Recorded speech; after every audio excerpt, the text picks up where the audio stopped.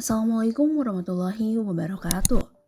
Bencana krisis pangan dan wabah penyakit di Hindia Belanda pada periode tahun 1915 hingga tahun 1919 membuat Kiai Haji Hasan Arifin prihatin. Ia memimpin masyarakat Garut untuk berjihad menentang rencana monopoli padi. Jihad menentang kebijakan monopoli padi yang dikeluarkan oleh pemerintah kolonial Belanda pada 17 Maret 1919. Perlawanan ini dikenal dengan peristiwa Cimareme.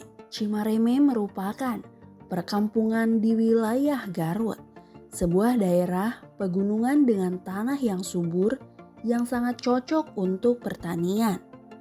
Padi, jagung, ubi kayu, hingga kacang-kacangan menjadi komoditas pangan bagi para petani Garut.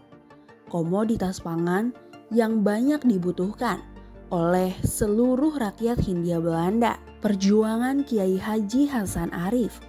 Kiai Haji Hasan Arif sejak awal memilih bersikap non-kooperatif terhadap pemerintah kolonial.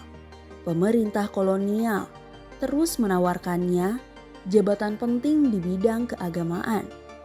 Ia pun membekali santrinya dengan latihan fisik, terutama pasca tersebarnya Perang Dunia I yang terjadi di Eropa. Peristiwa Perang Dunia I diyakini akan berpengaruh terhadap kekuatan militer Belanda yang ada di Nusantara. Pada kondisi inilah rakyat Indonesia harus bersatu melakukan perlawanan terhadap pemerintah kolonial. Haji Hasan Arif mengharapkan seluruh rakyat dalam berpadu melawan Belanda pada saat Belanda sedang lemah. Ujar Sutrisno Kutoyo dalam Kiai Haji Hasan Arif, riwayat hidup dan perjuangannya.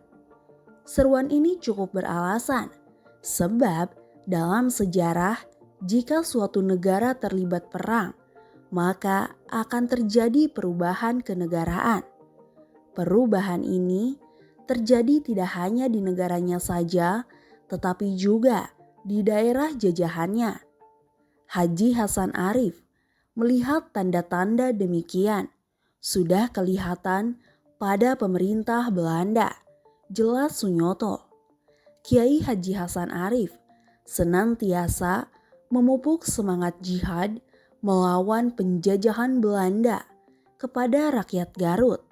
Ia berharap gerakan ini juga akan diikuti oleh umat Islam yang lainnya di Hindia Belanda. Para petani dipaksa menjual padinya kepada pemerintah sebanyak 4 pikul per bahu atau 0,7 hektar dengan harga yang ditentukan oleh pemerintah, ungkap Sunyoto. Aturan pemerintah kolonial ditentang oleh Haji Hasan Arif. Aturan tersebut dinilai hanya akan menyengsarakan dari rakyat, terutama yang tinggal di Cimareme. Kiai Haji Hasan Arif dipaksa untuk menyetorkan padinya sebesar 40 pikul atau setara dengan 2.500 kg. Aturan tersebut berlaku untuk semua rakyat pribumi. Aturan zolim inilah yang kemudian ditentang oleh Kiai Haji Hasan Arif. Ia sempat beberapa kali mengajukan surat protes kepada pemerintah kolonial. Tidak hanya itu, pihaknya juga sering melakukan dialog kepada para pemerintah. Ikhtiarnya dalam memperjuangkan hak-hak rakyat justru dianggap oleh pemerintah sebagai pemberontakan. Ia bahkan dilaporkan kepada Bupati Garut pada 25 Juli 1919. Akibatnya, pada 12 Agustus 1919, Belanda mengepung rumah Kiai Haji Hasan Arif dan juga memintanya untuk menyerah.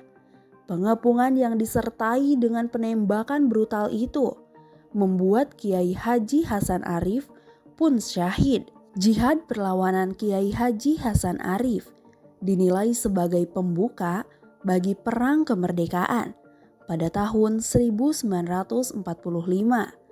Tanpa semangat perlawanannya, Revolusi Indonesia dan Perang Kemerdekaan pada tahun 1945 hingga 1949 mungkin akan mengalami kegagalan. Beberapa peralatan dari perang di peristiwa Cimareme kini tersimpan di Museum Sejarah Kodam 6 Siliwangi, Bandung. Benda-benda bersejarah tersebut terdiri atas jubah putih, senjata perang hingga bedug yang digunakan sebagai alat komunikasi penanda bahaya. Bagaimana menurut kalian? Tulis pendapat kalian di kolom komentar.